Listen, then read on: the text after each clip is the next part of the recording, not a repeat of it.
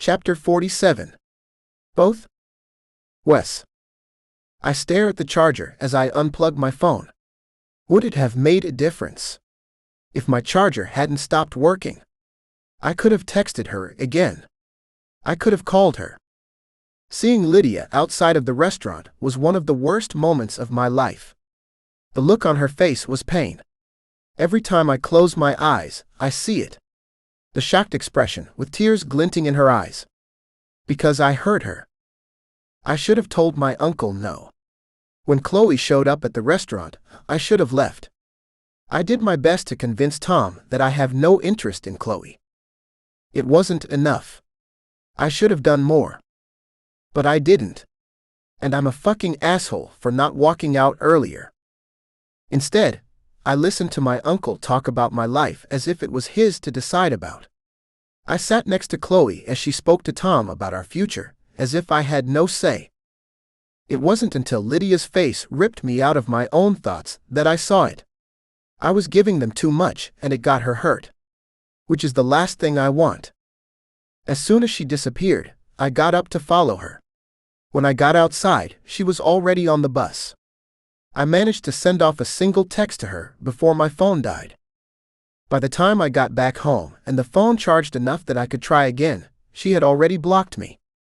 My feet are heavy as I bring the charger to JD's room. I knock and wait a few seconds before opening the door. "Thanks for this," I say and toss the charger onto the bed next to him. He grumbles and raises an arm to shield his eyes. "What time is it?" "Early, before 9. "Fuck, go back to sleep, Porter."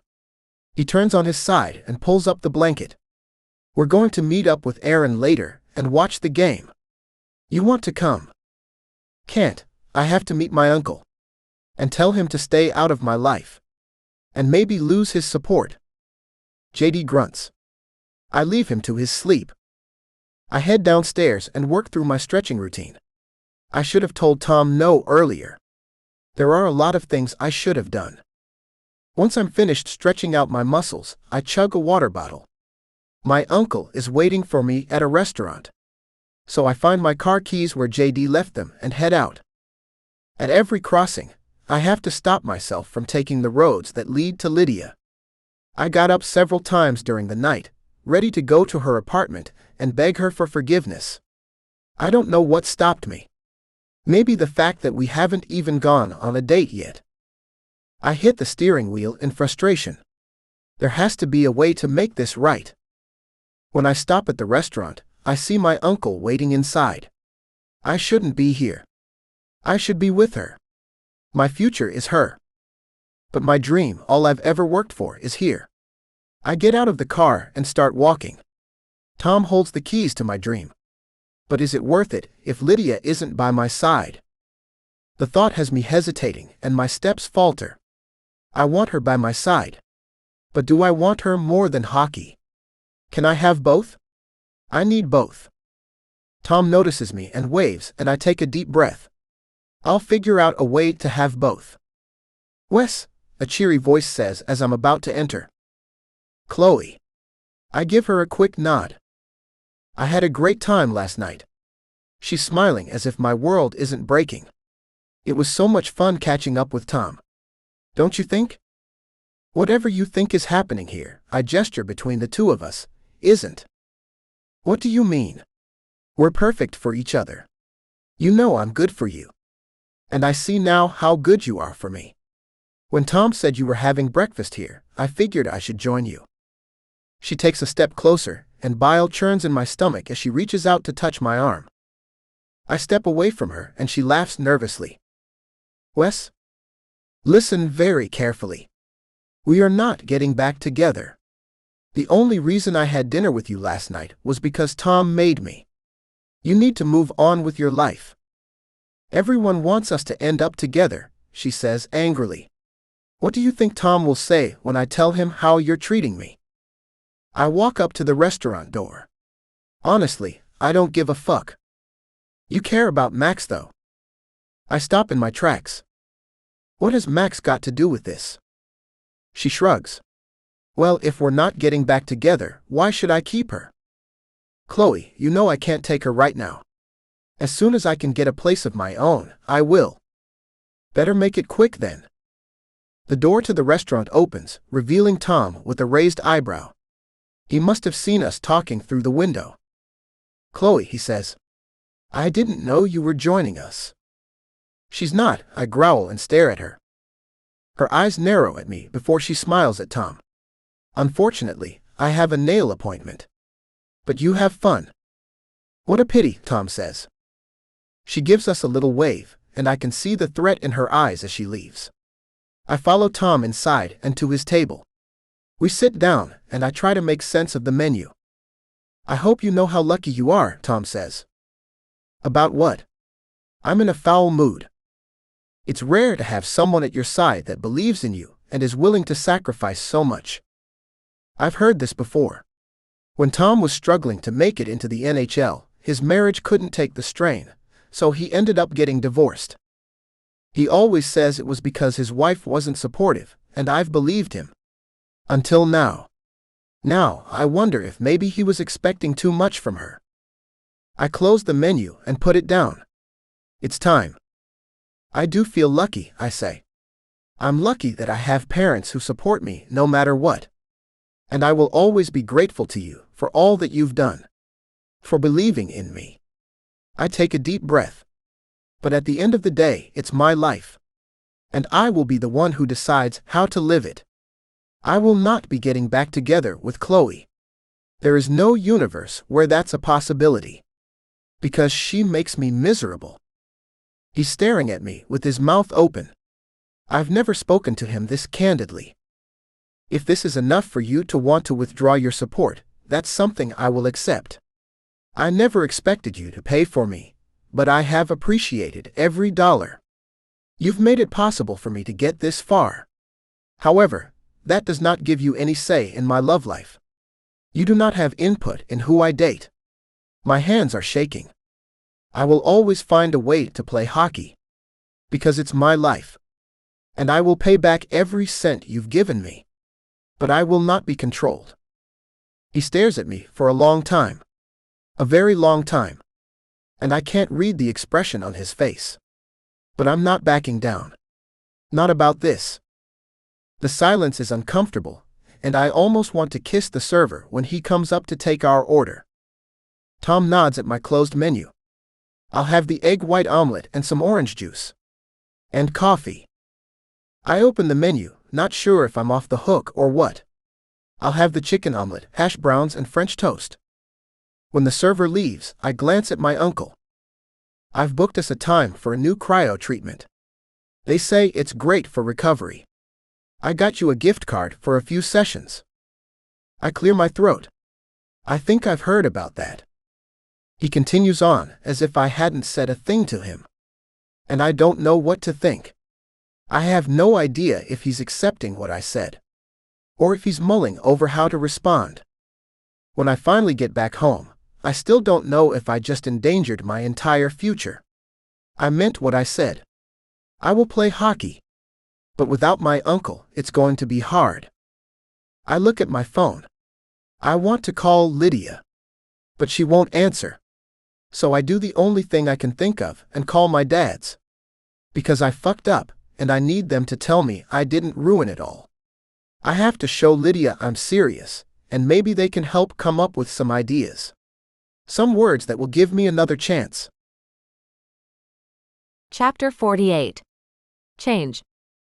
Lydia. I'm not sure how I make it through the meeting with Professor Turner, but I do. I walk out of there feeling like I'm getting at least one part of my life under control. I haven't been sure what she expects from me. I think mostly she just doesn't want me to flunk out. But I have a feeling that requesting this meeting and actually asking questions, not only about the course, but about how to create the career I want, made her realize I'm serious. Because I am serious. This feeling has been growing inside me all semester, and I'm finally in a place where I can look to a future outside of uni and plan for my life. Until now, I feel like I was struggling to keep my head above water. But at some point, I learned how to stay afloat, and now I can start swimming. Oddly enough, it's only now that I realize I've been risking it all. It's almost as if I didn't even see that I was drowning while it was happening. Like my world was too small. One reason I chose media and communication was because I thought it would be easy. The dream of having my own show has been there for a long time. But now I'm thinking about how to make it happen. It's gone from a dream to a goal. I assumed broadcasting and traditional TV was the place to start. But after talking to Professor Turner, I'm not so sure. We spoke at length about how people are consuming entertainment and media today, and how it's likely to change in the future. And I'm excited. For the first time in a long time, I'm actually so fucking excited about something. I want to sit down and plan. I want to do research. I want to solve the riddle of my future. Because it's something I can do. I still want the internship. I know it will teach me so much. But there are so many options out there that I haven't even considered. I left the meeting with a list of people to look up on different platforms. People and companies that have carved out non-traditional paths for themselves. And maybe that's what I should be doing. I don't know yet. There's still something calling me to the more traditional TV setting. But I'm keeping an open mind. When I cross the campus, my steps are light and quick. The air is chilly, and I feel alive. In front of me, I glimpse one of the hockey players, and the cold seeps through my body. There's a pain in my chest as it all comes crashing back to me. Chloe's hand on his arm. The look on his face as if he'd been caught with some big secret. I shake my head. I would love to talk to him about all of this. About my future. But he's not mine to talk to. He never was. I really thought he wanted me when he asked me to meet him at Lucky's. It was stupid of me.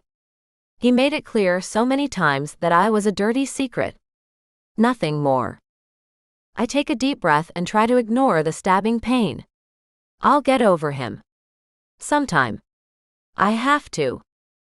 You look awful, Tricia says as we're having coffee on Tuesday afternoon. Thanks, I say. I grab my purse and look for a mirror. What's going on with you? Prez asks. I shrug.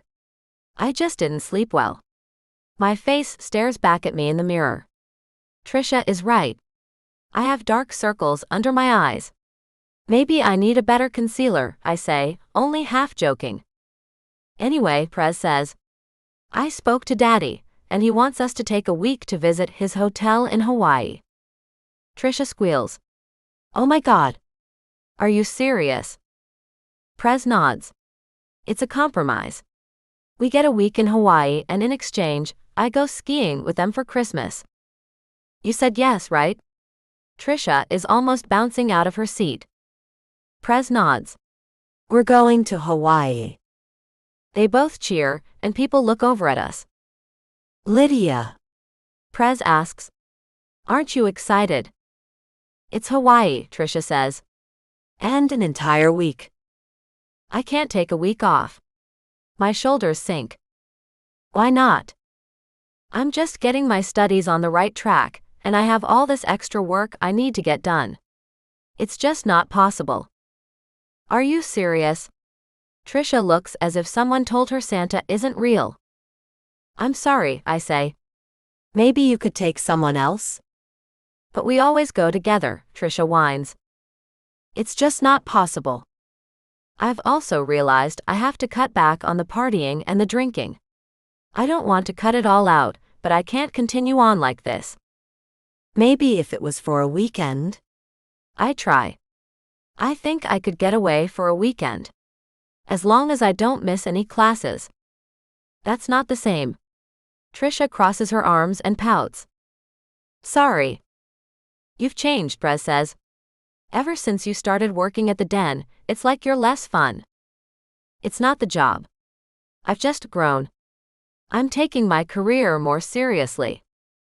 Nah, you're different. Tricia says. Something's happened to you. I check the time. I have to go. It's my last week working there. They grumble as I get up and leave, and I wonder if maybe we've grown apart as friends. It's the last week. The sentence keeps running through my head.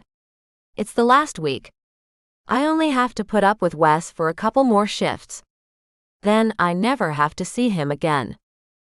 Sadness overcomes me and I'm not sure why. I still haven't spoken to him since he texted me after his dinner with Chloe. Part of me is disappointed he didn't try any harder. That it was so easy for him to give me up. Another part of me just wants to break down and cry because he didn't try harder. But I'm worth more. I know I am.